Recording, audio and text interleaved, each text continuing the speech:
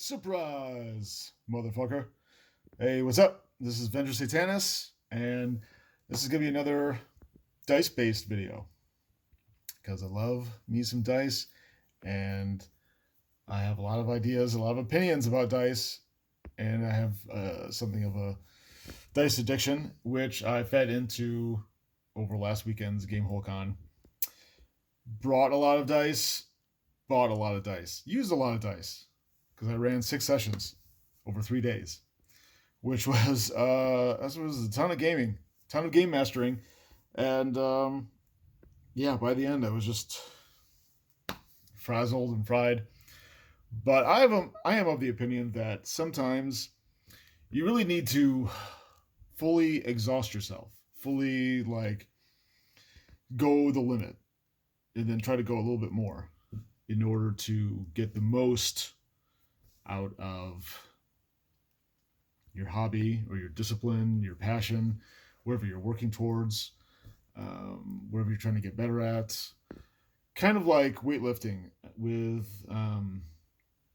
going to failure with like your sets and stuff like that. If you only go to like the point where it gets hard or just before it gets difficult and you're like, I'm done, you're never going to reach that next plateau.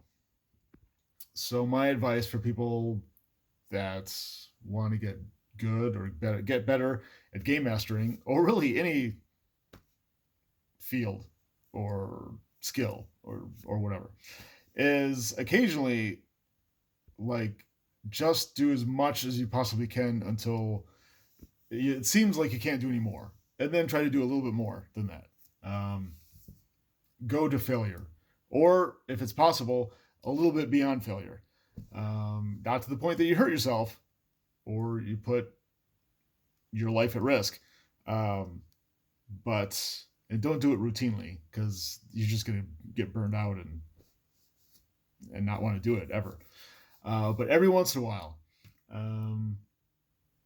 just try to take it to the limit and see what happens. In the moment, it probably feels like you're failing, or this isn't going to get any better or any easier, or you're not going to learn anymore, or it's maybe it's self-defeating.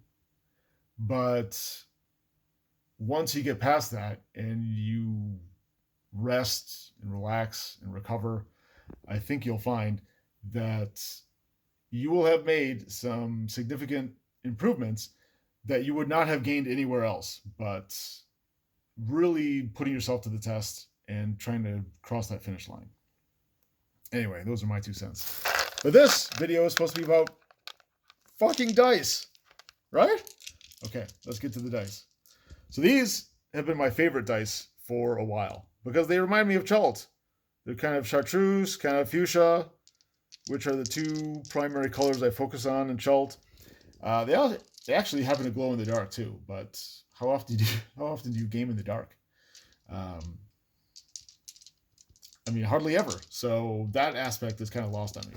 But I use these dice for the very first session of my Game Hole Con weekend, and I was running the Black Pyramid. Also, I am doing a whole series of blog posts about my Game Hole Con games and experiences. So definitely check that out. I'll put the link in the description below. All this week, I should have a new blog post about it.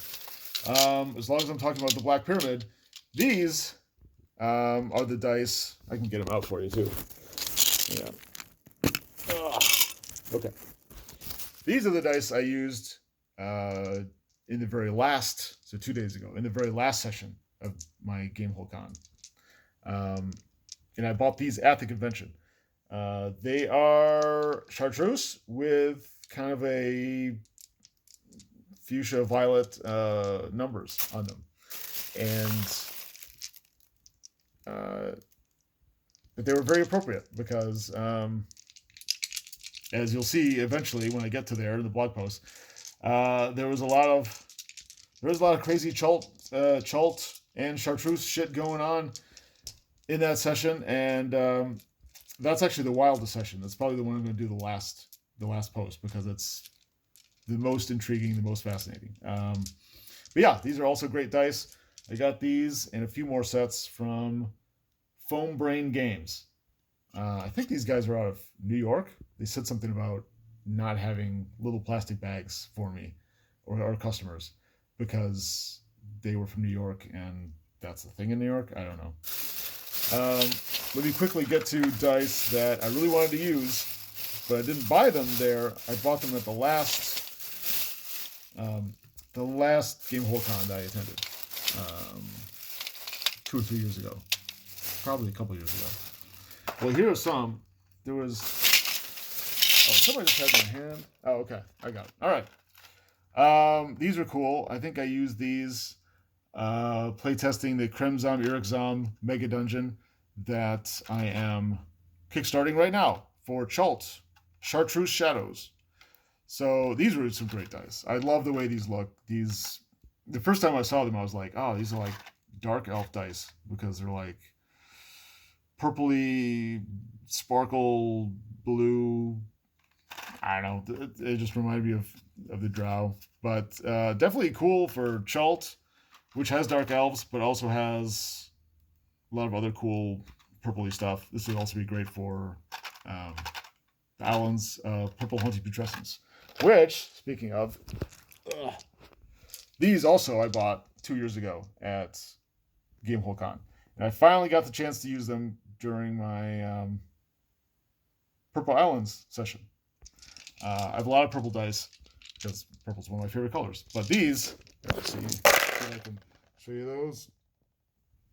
Maybe? Yeah. Those are pretty cool. All right, this is going to become a longer video, which I hadn't planned on, so I'm just going to kind of shoot through these pretty quick. Okay, these are really cool.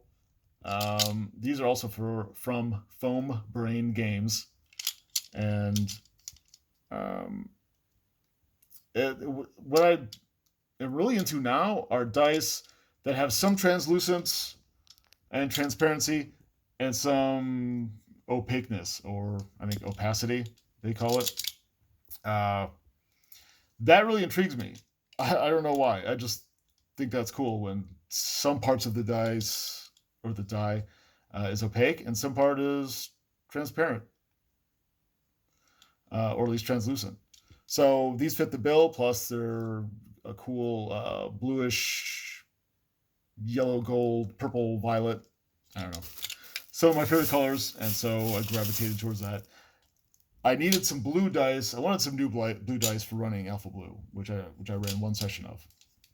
And I saw these, and they were really cool. It's kind of like a bluish indigo with little bits of purple. They're also sparkly and translucent.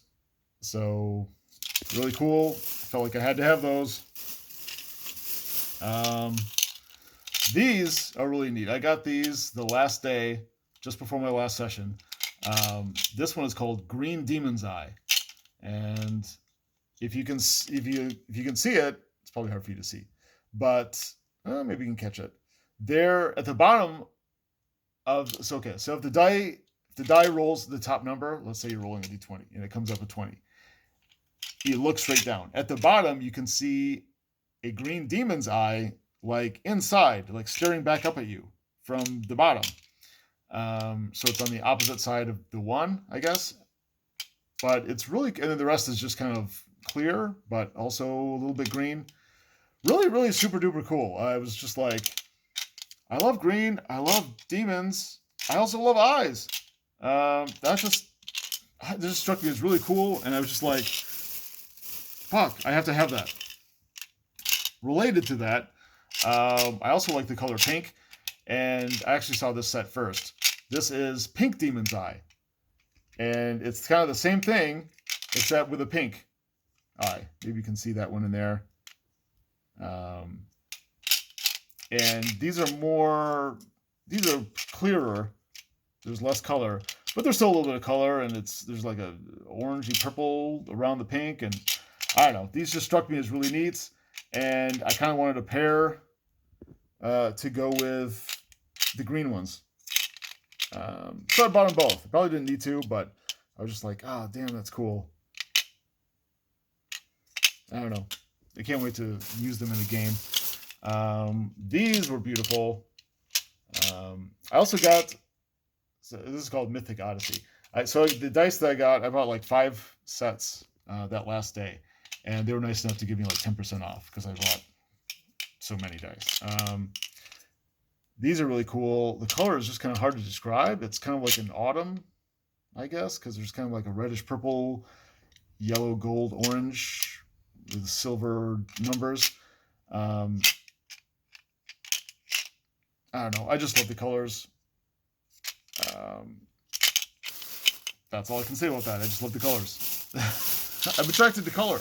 I don't know if you noticed that, but I'm really into colors and art and things like that.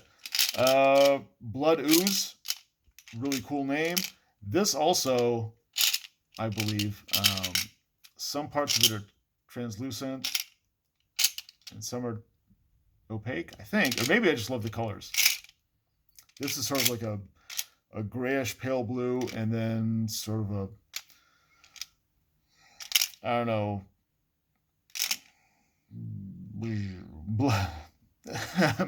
I'm a loss for words. It's like a pinkish, almost,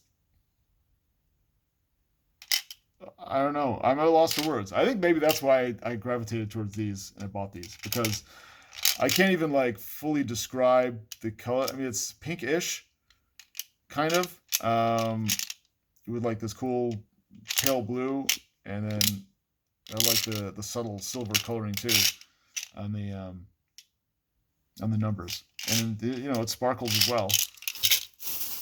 Okay, second to last are these. Okay, these really bright pop of color, which is cool. Same kind of pale grayish blue, but this magenta violet color that's the translucent part, and the other stuff, the first color I mentioned, is opaque, and so you can kind of see both in one die, like how it's kind of translucent and it's also kind of opaque in the same die, and that, I don't know why, but that just kind of floored me when I saw it and similar dice at the convention. I'm like, oh, that's so cool.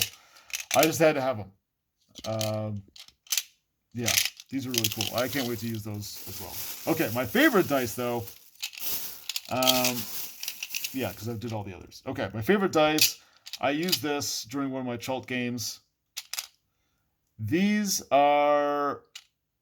remind me of the original Chult ones. It's kind of a very light, milky, whitish, with just a hint of pink.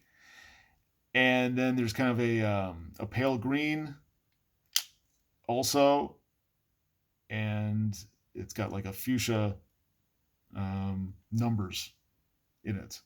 And it's speckled red. For like little blood flecks. And on the white part, with also little blue flecks too occasionally. And it looks like on the green areas, you have like a dark green speckledness. And I don't know, they're just really cool, I think. Also from Foam Brain Games. And these were just the most fun for me to roll. Just because of the way they look. Not because there's anything special about the dice themselves, aside from their aesthetic appeal. But just rolling them, I just felt more awesome. And I felt more connected to Chult and to the setting and the vibe that I was running and that I was going for.